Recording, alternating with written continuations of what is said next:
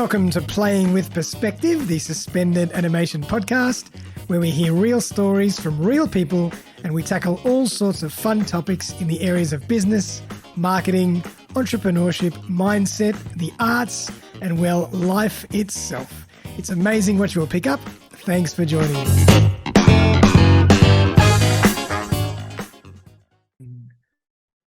Welcome, everyone. Another fantastic episode of Playing with Perspective, the suspended animation podcast. It's episode 196. I have a fantastic show today, all about the wonderful world of Web3, NFTs, and cryptocurrencies. What does all that actually mean? So my guest, Renee Francis, is here. How you doing, Renee? I'm good, thanks, Darren. Good to chat to you again. Thank you for coming. And I'm so glad you're here to demystify and explain all this stuff that I keep hearing about all the time. Well, I hope I can demystify it for you today. I'm sure you will. I'm sure you will. You know more than me anyway, much more. But for everyone out there, I just thought I'd give everybody a bit of an insight into who Renee is and what she does. So Renee Francis is an entrepreneur who at the age of 27 founded The Bubble Co., a completely remote and flexible full-service digital marketing agency. After working for 10 years in 10 different companies with structures, environments, and people that did not serve her, she was left feeling frustrated, exhausted, undervalued, and depressed. This helped Renee build the grit, resilience, and desire to shake up the 9-to-5 world. First seeking flexibility for her own life, Renee is now fueled by her passion to offer this lifestyle to as many other people as possible, which has led her to grow this into a multi-million-dollar company. So today, Renee leads the company and a team of freelancers, coaches, and other entrepreneurs, and is a property, stocks, and cryptocurrency investor. Well done, Renee. Welcome to the show. Thank you. Thank you for the intro, Darren. That was awesome. Thank you. So I'd love to get into this. I mean, tell us a bit more about this wonderful world and how you got into this stuff. Yeah, sure. Absolutely. So I think as your intro mentions, I started my career like most people do. So I studied and then I jumped into the working world, and I was working in the corporate 9-to-5. And at first I really liked it. I really enjoyed it, to be honest. But very quickly that changed. Yeah. What did you do in 9-to-5 corporate?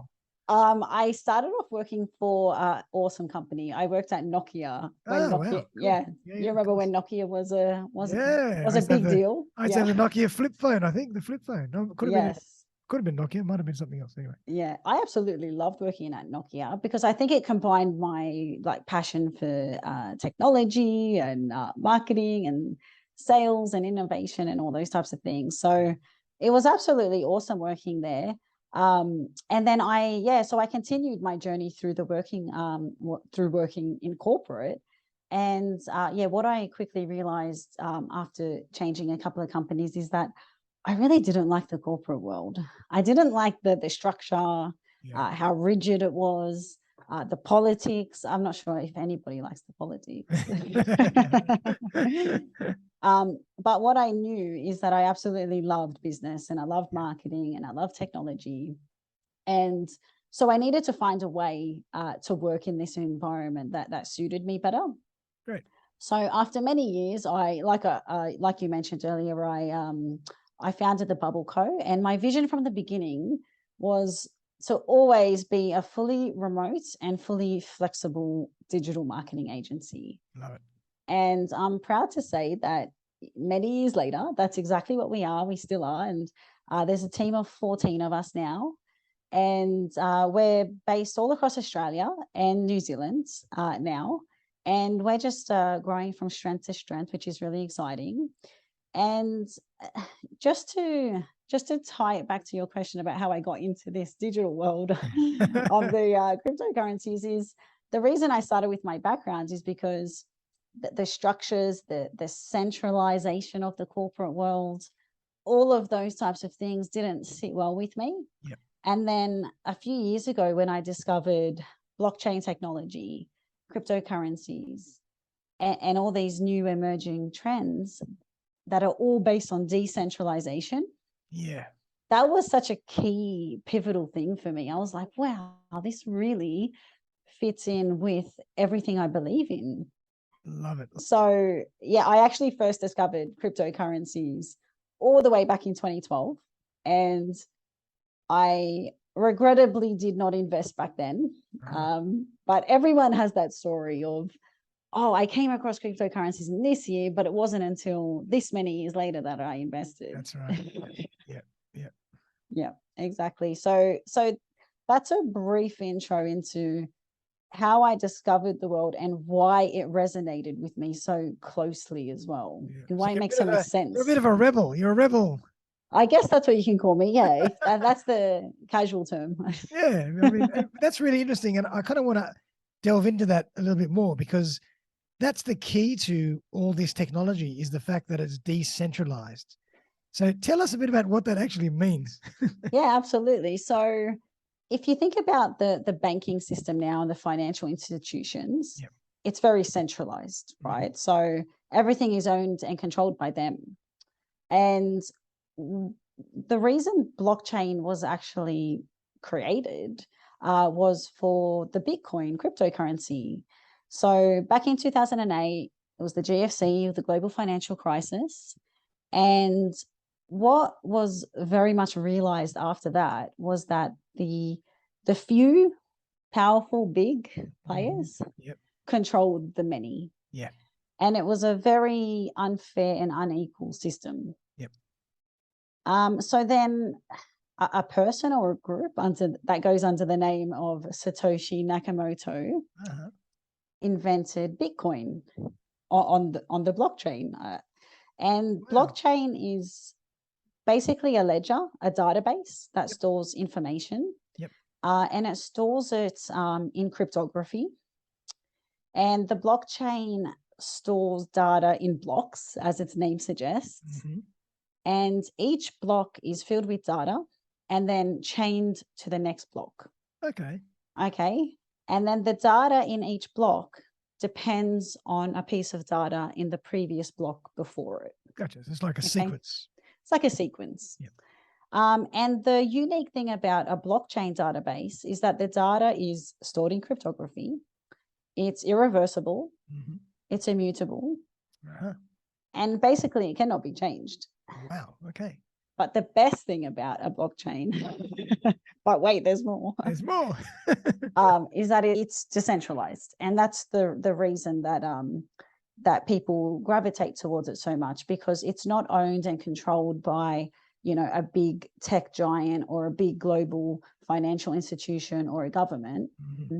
It's decentralized. It's a peer network. And basically that database is being maintained by thousands, if not tens of thousands of people and their computers worldwide. Gotcha. So it's a community, and everybody's kind of playing their part, and that's how it continues to maintain itself. It's not controlled by any one group in particular. Exactly right. And so it's just, so that is what makes it decentralized, and that's what makes it a more fair and equal approach when compared to, you know, the traditional banking and currencies that are available. Love it. And so then the laws and the ebbs and flows of the market dictate the success of anything on the blockchain, because it's purely market driven without anyone else's control. Yes, in essence, but I don't want to just say yes like that, because there are big companies and institutions who have now realize the value of an asset like Bitcoin or any cryptocurrency, and you know, are heavily invested in them as well. So yes, in essence, but there are obviously still ways that big institutions can play in this market. But the good thing is, although a lot of people don't realize, we are still very early in this cryptocurrency space. So you know, a lot of retail investors, people like you and I, are still very early and very much ahead of big institutions, if you are to invest now as well. Gotcha. Yeah. And was the blockchain around before crypto was invented, or it was kind of invented together? It's a good question. So there have been ledgers, so databases and that ledger technology, but Bitcoin is really what accelerated the awareness and the use of blockchain. Gotcha. So nowadays there are many different blockchains. So Bitcoin is just one of them. And the second biggest blockchain is called Ethereum. Yes, I've heard of that.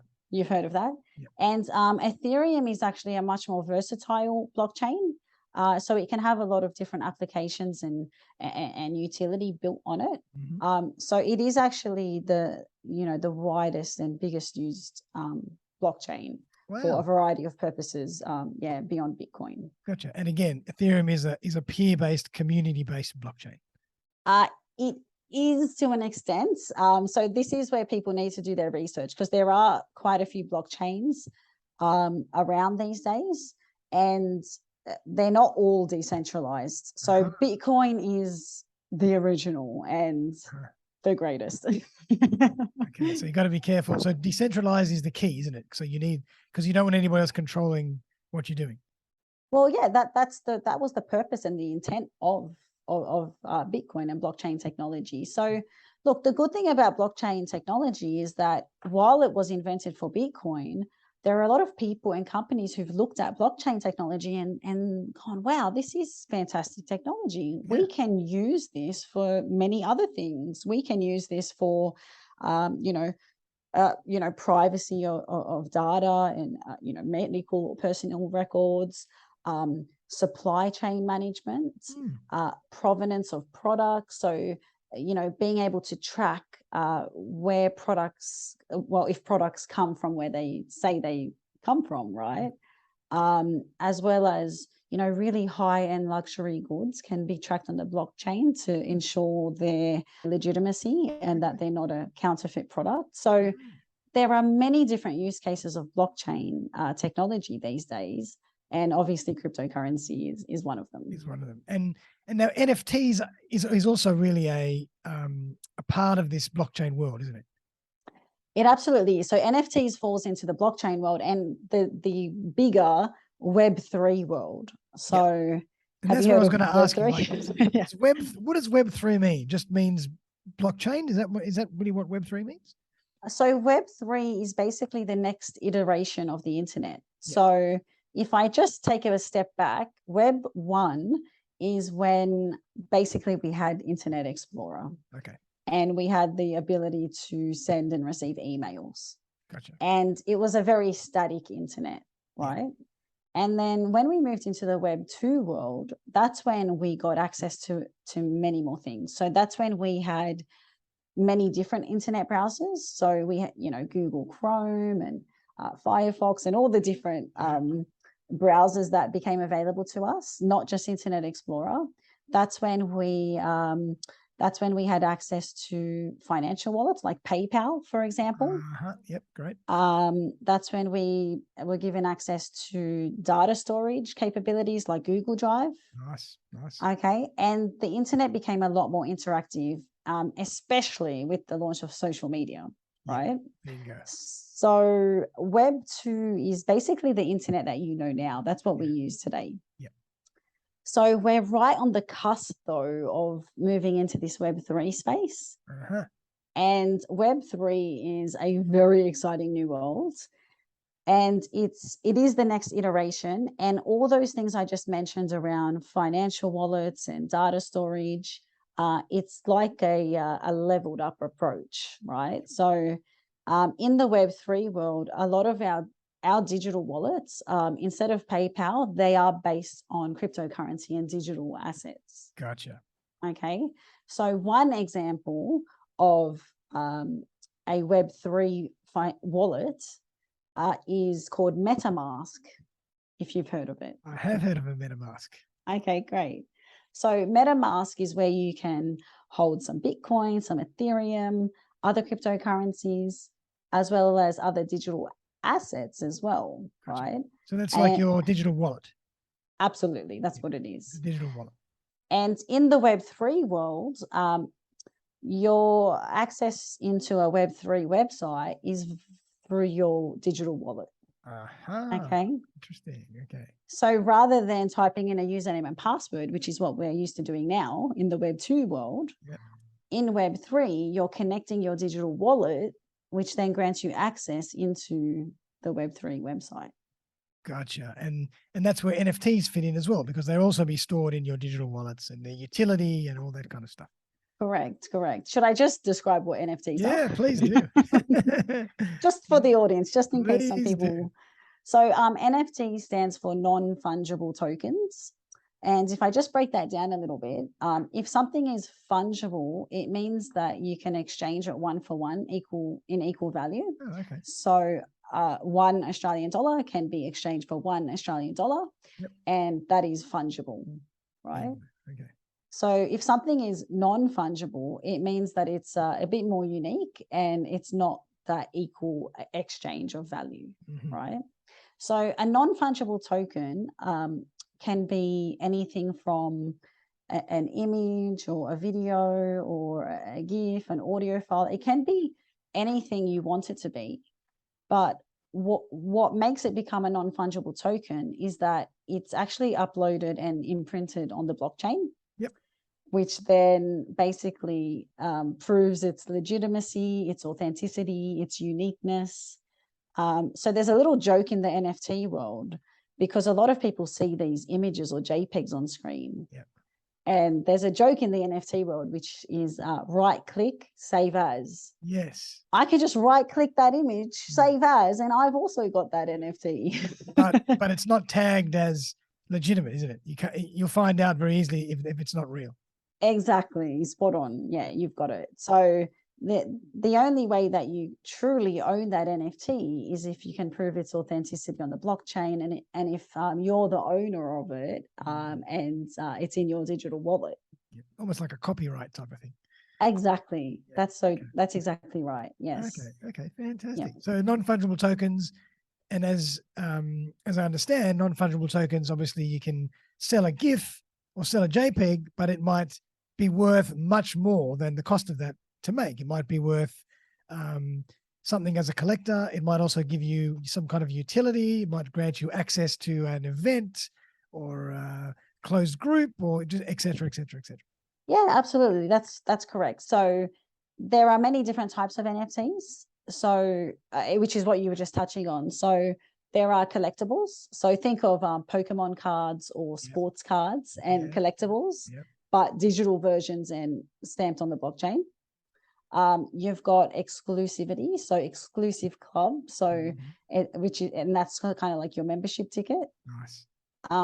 But the implication for marketers and businesses really comes around the type of NFTs which are called utility NFTs, right? And as its name suggests, when an NFT has a real world utility or real world use case or value, that's when they become really quite interesting and valuable, right? So you may have heard in the last couple of weeks, 2 massive brands have announced NFT and NFT related products. No, tell us more. So one was Starbucks last week. Okay, cool. Yeah. So Starbucks announced their NFTs, which is basically like a loyalty club. Yep. And they get access to, a whole bunch of different things. And there's, different use cases and membership value that comes from owning one of the NFTs, as well as exciting other things that will be announced in the future as well. Wow. And that's a really important thing about NFTs is having a roadmap. So launching with some real world utility and real world value, but then also considering what year 2, 3, 4 and beyond looks like, because for an NFT to keep and uphold its value, that brand or that business or that community needs to keep on delivering. Otherwise, the value automatically just drops, does it? Not automatically, but I guess if you had the option to buy an NFT that was pumping value, pumping benefits all the time versus an NFT that hadn't updated in 12 months, which one would you prefer? Yeah. And so isn't that, and then the supply and demand would dictate the price. Is that right? Absolutely. That's exactly right. Okay. And that's what would help dictate the price. So a lot of these NFTs are tied to Ethereum, just so you know. So the Ethereum cryptocurrency, and also Polygon or Matic. That's the same cryptocurrency. Okay. And so the price is also determined by their ups and downs in the market as well. Gotcha. Okay. And isn't that interesting that Ethereum, as you mentioned, is not exactly purely decentralized? Yeah. but it's the biggest holder of all these utility-based NFTs. Yeah, it is good to do your research into Ethereum. They've actually just undergone a massive update, which was called the Ethereum merge. Okay. Which, at the moment has made it a little less decentralized, but there's obviously more updates to come in the future on that one. Okay. But it is because Ethereum, like I mentioned before, has been one of the biggest and most versatile blockchains to date, and they've done a really, really good job. Of attracting a lot of applications and things that are built on top of it. So that's a little bit about NFTs. Awesome. And how do you buy these things? Like, you have to log into Ethereum and create an account and then you start trading? Is that how it works? So before I answer that question, I should say that none of this is financial advice. Good disclaimer. Good disclaimer. But basically there are NFT marketplaces. Yep. So one of the biggest is called OpenSea. And that is a Web3 website. So like I mentioned before, you would have to connect your MetaMask or your digital wallet to access that website fully. Okay. First, there's another one called Nifty Gateway. Okay. And through several cryptocurrency exchanges such as CoinSpot and SwiftX, which are both available in Australia, they've both recently started to offer NFTs to purchase as well. So it's becoming a lot easier. And, there's been announcements by, I think Samsung was one of the biggest brands that announced that they are launching the ability to buy and sell NFTs through their smart TVs as well. Oh my Lord. Yep. So they're just making it easier and easier and more mainstream. Okay. So just to clarify for everybody and for me as well. So to start in this whole process, you have to have a digital mask or have a MetaMask. MetaMask, yes. MetaMask, and you have to actually sign up to some kind of a give us like the steps and how these. I'll give you the rough steps. Works. So you're talking about the steps as a buyer of an NFT. Yep, exactly. Okay. So the first step would be to always do your research. Yep. Firstly, don't just go and buy things because you've listened to this podcast or because you've heard somebody talking about an NFT that sounds interesting. Yep. The second step would be to create a digital wallet, and MetaMask is a great starting point. So that's a place or a site that allows you to create your own digital wallet. Correct. Yeah. So you can just Google MetaMask and then fairly easy. You can just follow the steps to create your wallet. Awesome. Now, one really important thing I will mention is when we're talking about digital wallets such as MetaMask, when you sign up, it provides you with what's called a secret passphrase, and it's normally 12 or 24 words long. So it could be something like cat, dog, 5, launch, market, faster, popping up, just a string of random words. Wow. Okay. And that is super important. You need to write that down, and you need to basically store that in a very safe place, and never share that with anybody. Wow. Because as soon as somebody has access to that, they can hack into your digital wallet and steal everything that you own. Oh my God. So that's your digital password, digital wallet password in a way. Correct. Yes. Okay. So that's key. You don't want to lose that or share that with anybody. And then as soon as you've done that, you just need to transfer some cryptocurrency into that wallet. And so everything is bought with cryptocurrency. At the moment, yes. OpenSea has released, some talks about allowing credit card payments. I don't think that's available with every single account at the moment, though. Okay. So yeah, at the moment, cryptocurrency. So you would transfer some cryptocurrency into your MetaMask wallet. And again, it's quite easy. You can just follow the steps. You can actually, through MetaMask, buy cryptocurrency directly into your wallet with your credit card. Okay, cool. So they've made it fairly easy and accessible. Wow. And then again, since we're on OpenSea, that's what we're talking about, then you would search for the NFT that you're looking to buy. Now, a few tips about using OpenSea is there are some scammers on there. So if you're looking for a certain NFT collection, you have to really make sure and verify that you're on the authentic page.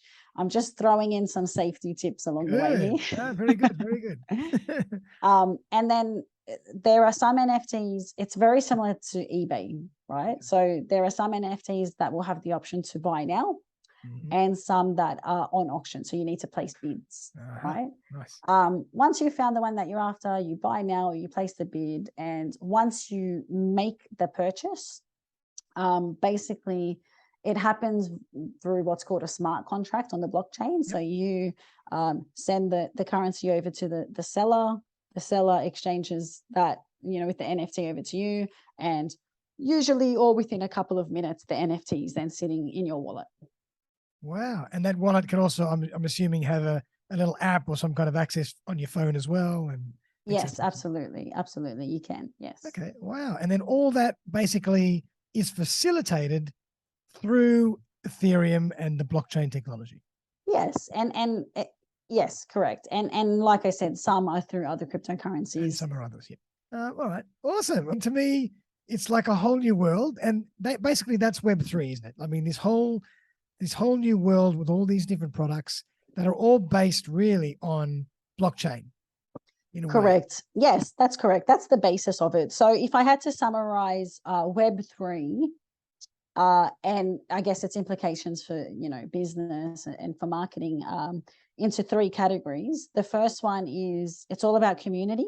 Yep. So right now, as digital marketers, we use tools like Facebook ads, Instagram ads, LinkedIn ads to target people. Yep. And right now, those tools are still the most sophisticated advertising platforms we have in the whole world. Yep. Although in recent years, with all the data restrictions, it's becoming harder and harder to target specific people with the right message. Mm-hmm.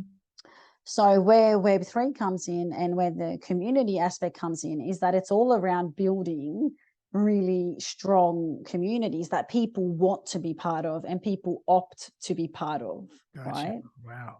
So then it's not so much about trying to go out there and target people. Yep. The second thing, I guess, that underpins Web3 is NFTs, which we just spoke about. Mm-hmm. And the third thing is something called tokenization or token economics. Okay. So currently, like I said, we use Facebook ads or we use Instagram ads. And as a marketer, we pay Meta or we pay LinkedIn. Yep. Or we pay Google, depending on which ad platform. And we pay them a fee. Usually it's a cost per click fee. Yep. To target, certain people or a target audience with our message. Mm-hmm. So we are leveraging off these big global tech giants and their data. In Web3, the whole decentralization, it removes the need for these big global tech giants because we actually pay the end user in tokens for their attention. Right. Okay, so if we go back to the concept of in Web3, everybody has a digital wallet. Yep. And as people are using the internet and different sites and whatnot, we can pay them in tokens, which are a version of a cryptocurrency. Yep. Direct into their digital wallet.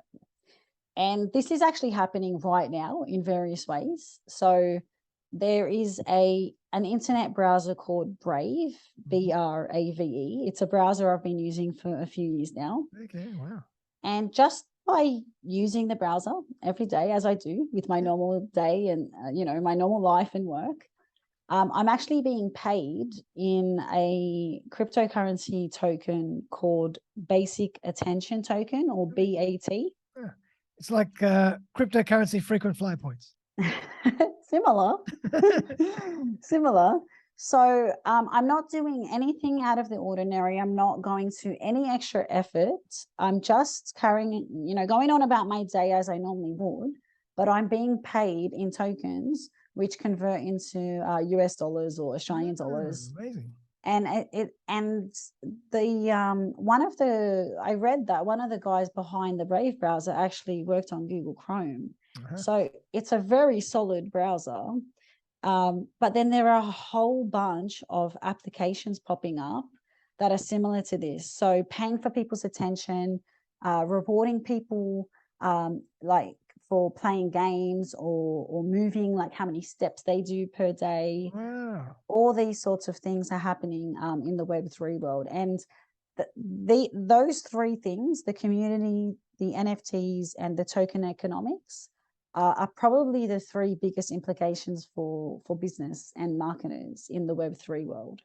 Wow, that's crazy. I mean, and so then in the future, really, marketing is always about branding. It's always about creating a brand and creating a name for yourself and attracting people to your community and to your purpose and to your vision.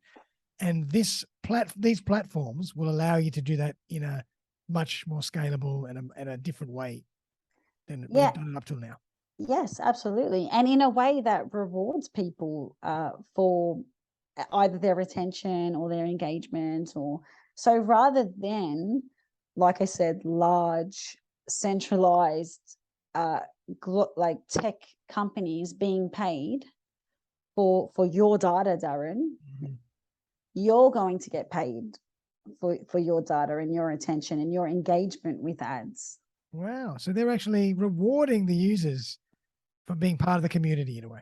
Absolutely. That's exactly right. So if I do have one thing I can recommend or advise today is to jump on the Brave browser. It's a fantastic browser.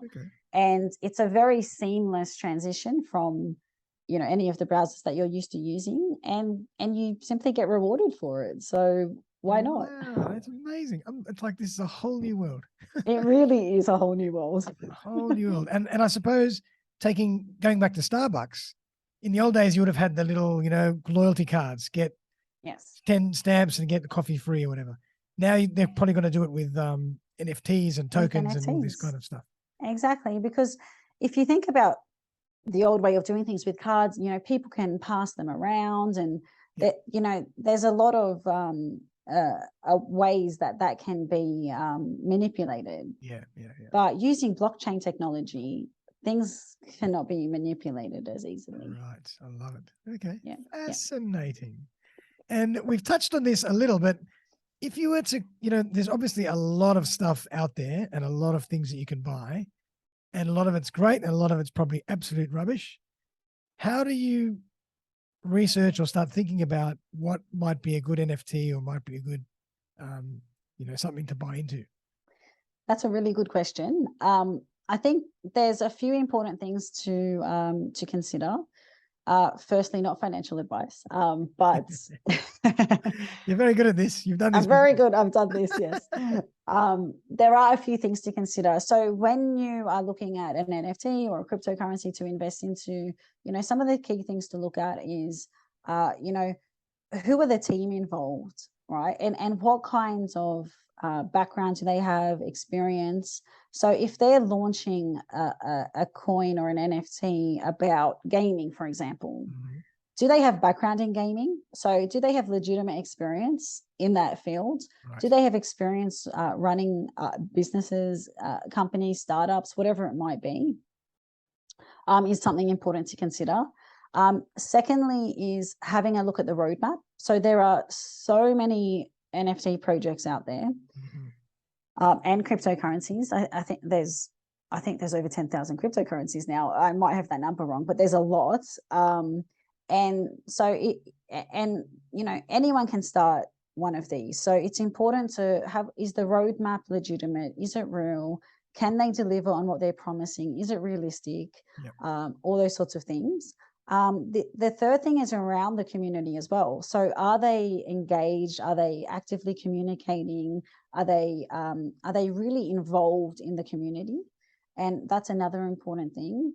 And I guess I'll kind of wrap up this by saying it's similar to investing in stocks or companies. You know, Yeah, just I was just do about to your say due that. It's almost like diligence. buying shares or buying Yeah. stocks, and you have to know you have to get all the information behind the scenes to know Yeah. if it's going to be a good investment or not.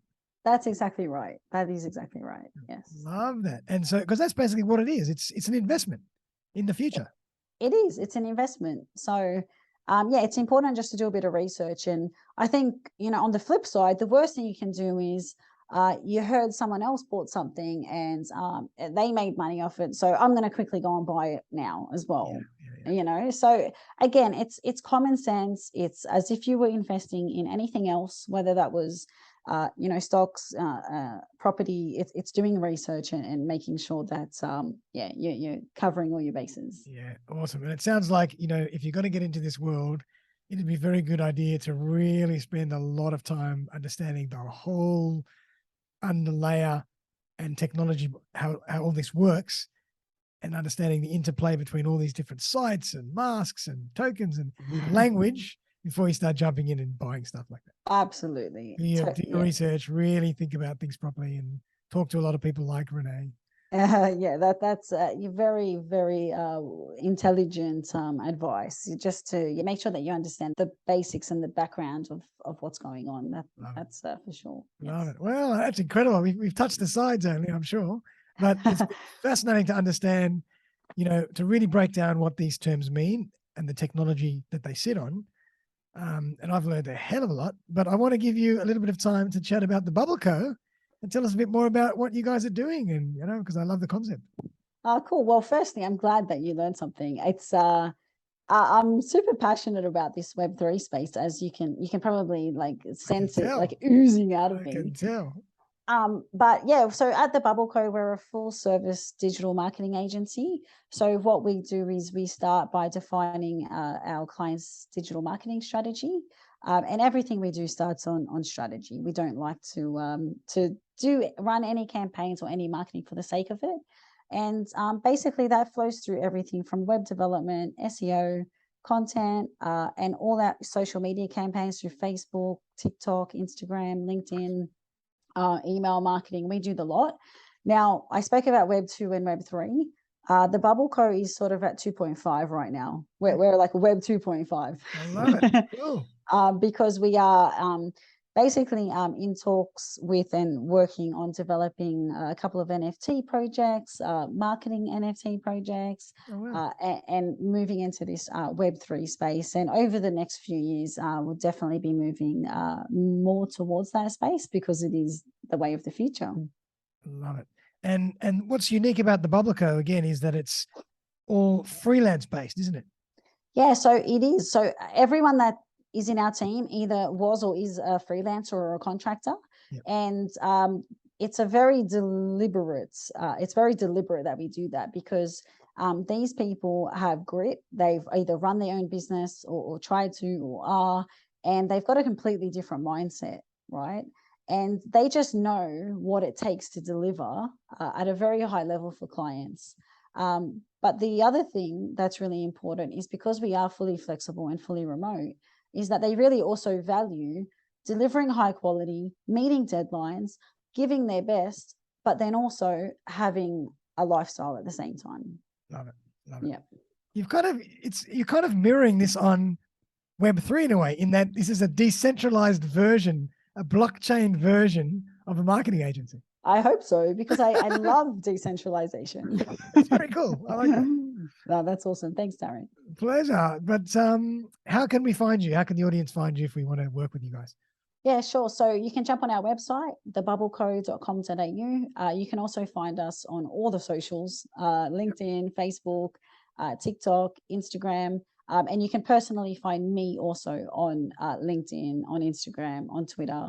So yeah, reach out. Happy to connect. Awesome. And then if people are, you know, thinking about starting some kind of a Web3 campaign, you guys will definitely be helping them on the journey. Please come and chat to us. We'd love to help. Awesome. Well, if I ever set up my own NFT, I'm coming.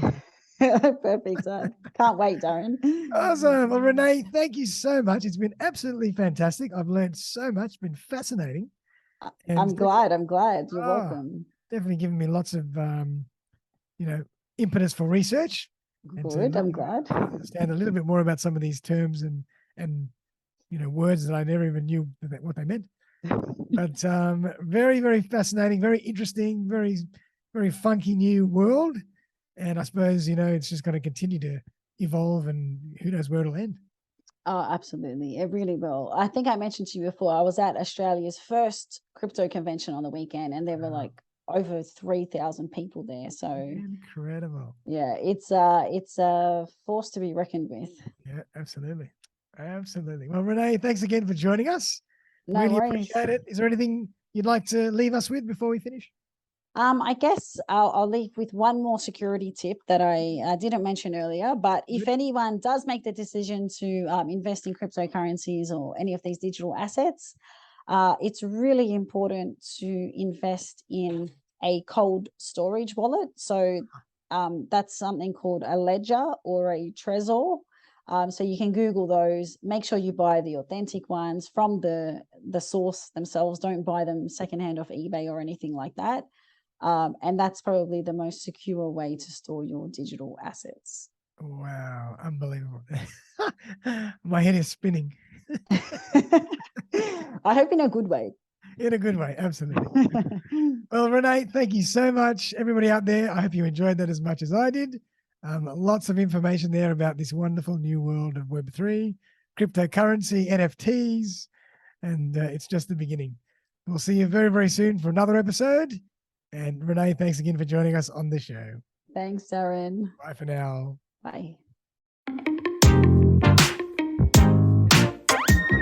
Thanks again for joining me for another episode of Playing with Perspective, the Suspended Animation podcast.